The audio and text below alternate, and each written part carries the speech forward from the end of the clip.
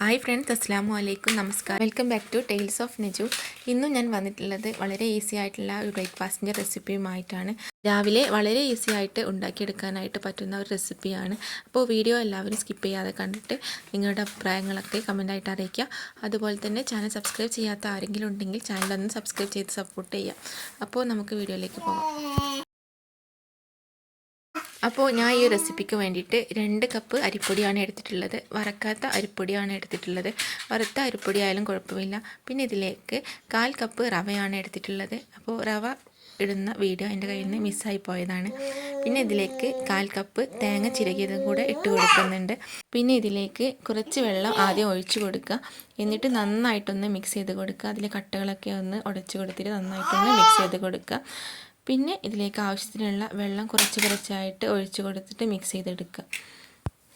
അപ്പോൾ ഇതിൻ്റെ ഒരു കൺസിസ്റ്റൻസി വേണ്ടത് നല്ല ലൂസായിട്ടുള്ളൊരു ബാറ്ററായിട്ടാണ് കിട്ടേണ്ടത്.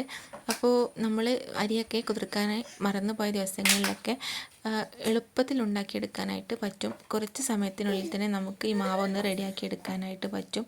അരി അരയ്ക്കുകയോ ഒന്നും വേണ്ട. ഇതുപോലെ മിക്സ് ചെയ്ത് കൊടുത്തിട്ട് നല്ല പെട്ടെന്ന് തന്നെ ഉണ്ടാക്കിയെടുക്കാനായിട്ടും പറ്റും. അപ്പോൾ ഇത് നന്നായിട്ടൊന്ന് മിക്സ് ചെയ്ത് കൊടുത്തിട്ടുണ്ട്. അപ്പോൾ ഇനി ഇതിലേക്ക് ബാക്കിയുള്ള വെള്ളം കൂടെ ചേർത്ത് കൊടുക്കുക. അപ്പോൾ നിങ്ങൾ എത്രയാണോ പൊടി എടുത്തിട്ടുള്ളത് അതിനനുസരിച്ച് വെള്ളം ഒഴിച്ച് കൊടുക്കുക. കൺസിസ്റ്റൻസി ലാസ്റ്റ് കാണിച്ചു തരാം എങ്ങനെയാണ് വേണ്ടതെന്ന്. നല്ല ലൂസായിട്ടുള്ള നീർദോശയൊക്കെ ഉണ്ടാക്കുന്ന ആ ഒരു കൺസിസ്റ്റൻസിയിൽ വേണം ഇത് കിട്ടാനായിട്ട്. പിന്നെ ഇതിലേക്ക് ആവശ്യമായിട്ടുള്ള ഉപ്പ് ലാസ്റ്റ് ഒന്ന് ചേർത്ത് കൊടുക്കുക.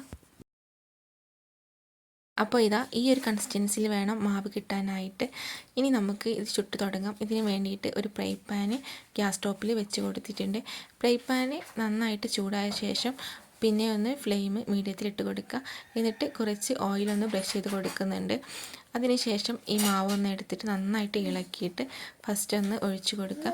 ഓരോ പ്രാവശ്യം നമ്മൾ ഒഴിച്ചു കൊടുക്കുന്ന സമയത്ത് നന്നായിട്ട് ഇളക്കിയിട്ട് വേണം ഒഴിച്ചു കൊടുക്കാനായിട്ട്.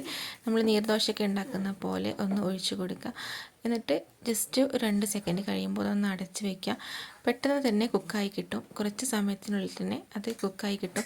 എന്നിട്ട് അടപ്പ് തുറന്നിട്ട് 1 സെക്കൻഡ് ഒന്ന് വെയിറ്റ് ചെയ്യുക. നമ്മൾ അടപ്പ് തുറക്കുമ്പോൾ ഒരു ആവി ഉണ്ടല്ലോ, ആ ആവി ഒന്ന് പോകുന്ന വരെ ഒന്ന് വെയിറ്റ് ചെയ്താൽ മതി. എന്നിട്ട് ഇതുപോലെ ഫ്രൈ പാനിൽ നിന്ന് വിട്ടെടുക്കുക.